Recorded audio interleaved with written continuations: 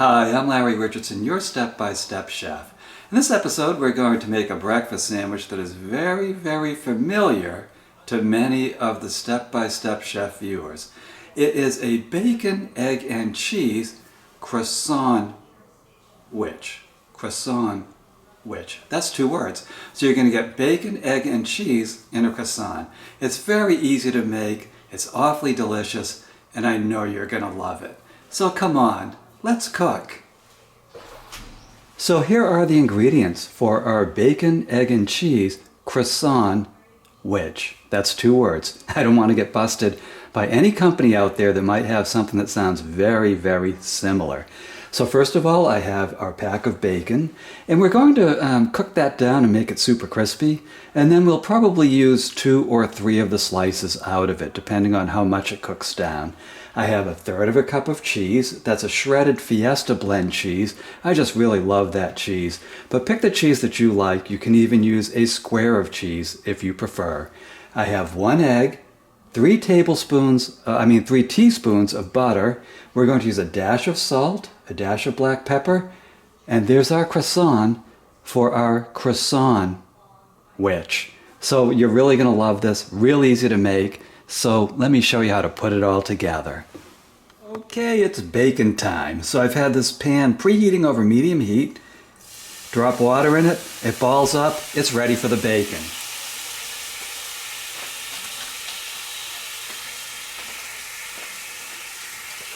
Now the secret to delicious bacon is, first of all, take the bacon out of your refrigerator for 10 minutes. Let it warm up some. Don't cook it super cold. And then the other one is lay out these single layers of bacon strips. Now I do know some people who will chuck the entire pack of bacon right into the pan. That's the way they like it. That's fine. I like it just a little bit more organized. This bacon's kind of hard to work with. It's kind of thin and long. But the point is, have single layers of bacon, let it start to fry, and then kind of shift it as it fries, add additional pieces of bacon. Make sure to take your tongs and flip the bacon, which I'm going to show you. But the other point for delicious bacon is let the fat accumulate, because that will make crispy bacon. Do not dump that fat into your jar or your can ahead of time, because your bacon won't come out as crispy. The fat actually cooks the bacon. And I used to be the kind of person who would dump that fat off and go, let's keep starting it as if it were new. And then once I started to realize if you leave some of the fat in there, the bacon cooks with it, you end up with a crispy bacon. So I will start the assembly line and we'll get it moving. And I'll be right back. As this crisps up, I'll show you a couple of different steps. Okay, so the bacon is crisping nicely. Just give it a little turn. And like I said, this is going to get a lot easier when we build up some of the fat. Now, I know people who will eat bacon this raw. I mean, just about this raw. I'm not one of them. I love crispy bacon. So you just kind of turn it. Use something like this. Use calipers to do it. Tongs. And just keep turning it.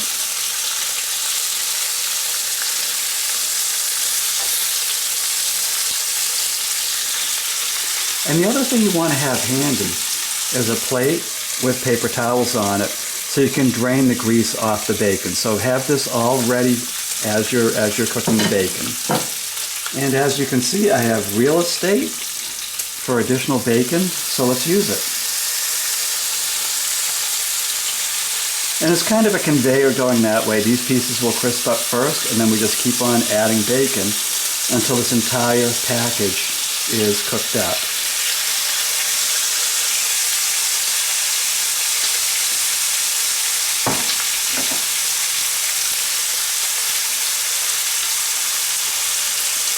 And the trick is just to keep it moving.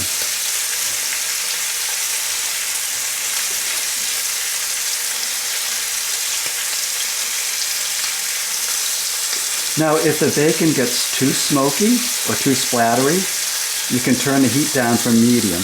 Don't go appreciably lower, because you'll start to lose the frying the frying action going on in the pan. But certainly you can lower that heat if it gets too out of hand. And this is pretty much the process. That's what we're going to do to crisp up our bacon. And I'm not going to bore you and show you every bacon minute. I mean, maybe some people do want to see that. But the real secret is keep the single layer and keep it moving. Keep turning it and let that grease build up, and you will end up with some magnificently crispy bacon. The other thing I want to tell you is do not leave the pan. Don't leave the pan with the bacon cooking. There are so many cases where people leave these pans with bacon cooking and they forget about it. And the next thing they have is a delicious kitchen fire. So always keep an eye on the bacon, keep it moving, and honestly, enjoy the ride. So I'll be right back.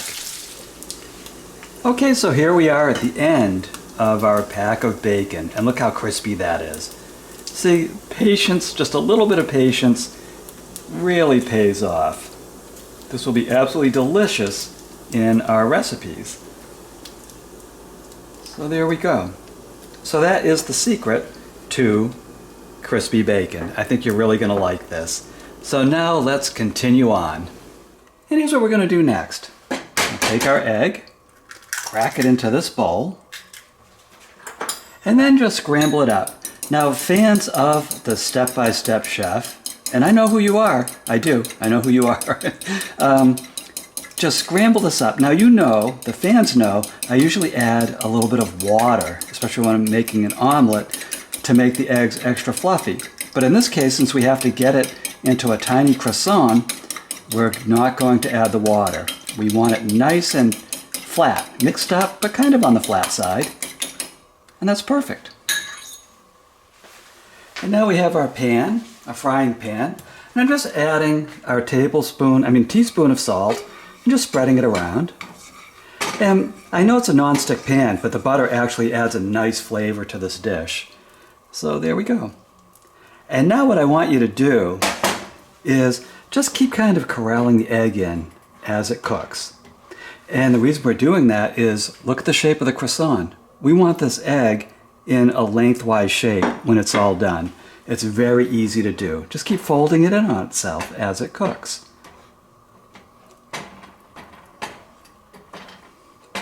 I also have a video on how to make an egg English muffin breakfast sandwich, and we make that one round. We take the eggs and we make them round.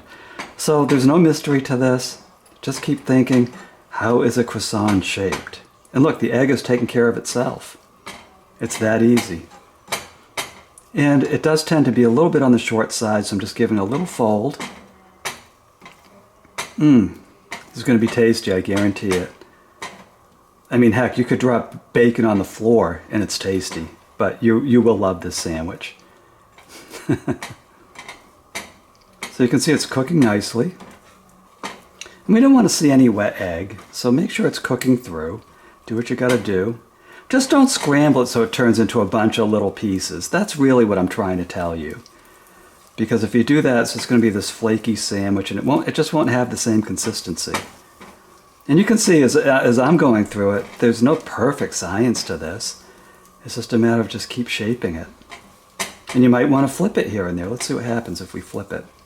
Give it a little flip, because that egg was kind of looking wet. There we go.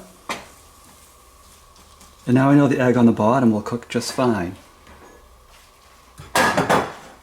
So what we'll do at this point to keep the egg from burning is let's just spread our cheese on the top, because we do want this cheese to be melted down.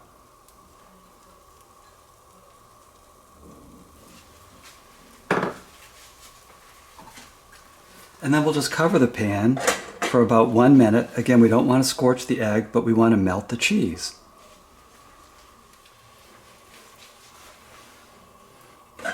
And that looks good to me. It's nice and hot, the cheese is melted, and I'll meet you over at the cutting board.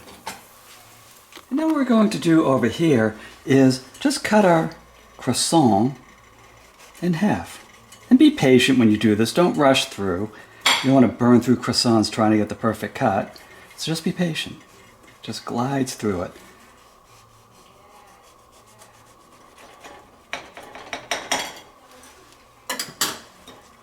There's our croissant. What we do with the croissant is let's add our butter. And we're just going to give it a quick toasting. And you can add the second teaspoon of butter if you want, make it super buttery. But I think that might be enough. Let's see. So I'm just going to give it a quick toasting. Maybe I will add that second teaspoon of butter because it's just tasty. And this is kind of a decadent meal. I don't consider this one of the healthy choice recipes from stepbystepchef.com, even though there are a lot there. So we're just giving it a quick toast. And don't press down on it. Do not press down on this with your spatula because you'll just end up with a smushy mess. And what we're looking for is just this to turn slightly browned, and then we can add our other ingredients. Let's just test it. Nice and brown. That's all I'm looking for. Just a slight crisp to it. Oh, look at that. Doesn't that look tasty? Let me draw with the cutting board. Okay, so now let's put together our croissant sandwich. So I have the bottom of the croissant right here. Here comes our egg with cheese. See how it fits? Because we made it nice and lengthwise, and you can see the cheese is melted just to perfection. And then we just put our bacon on top. And as much of the crispy bacon as you like. Some people would probably triple layer it. And, just do it to your taste. We have plenty of bacon to work with. But I do still like it so I can chase the cheese and the egg on the sandwich too. So I don't usually overdo it. I just overdo it. But that's the nature of bacon. And I did break it up into these smaller pieces so that when you bite down on the sandwich, a whole piece of bacon doesn't come out with it. So give it just a little bit of a break like that. And then you just put the roof on. And there you go. You got a tasty croissant sandwich. Croissant sandwich. So congratulations, look at what you just did. You just made this delicious bacon, egg, and cheese croissant sandwich. It was so easy to make, they're so delicious, and they make a fantastic breakfast. If you like this recipe, please visit my website, stepbystepchef.com. There you're going to find a printable version of this recipe, along with printable recipes and free video links for well over 140 different dishes. 140 breakfasts, lunches, and dinners. And it's all yours. It's all there for the taking. The other thing you're going to find is a link so you can purchase my cookbook, Cooking with the stepbystepchef.com. Now I update this every November with the year's worth of new recipes. So you will find an awful lot of the recipes from the site in this book. It's so handy, so convenient, makes a great gift. You don't have to print every recipe, and just give it to everybody you know. Everyone who needs to know how to cook or wants to know how to cook should have a copy of this book. So my name is Larry Richardson. I am your step-by-step chef, and I look forward to seeing you in the next episode.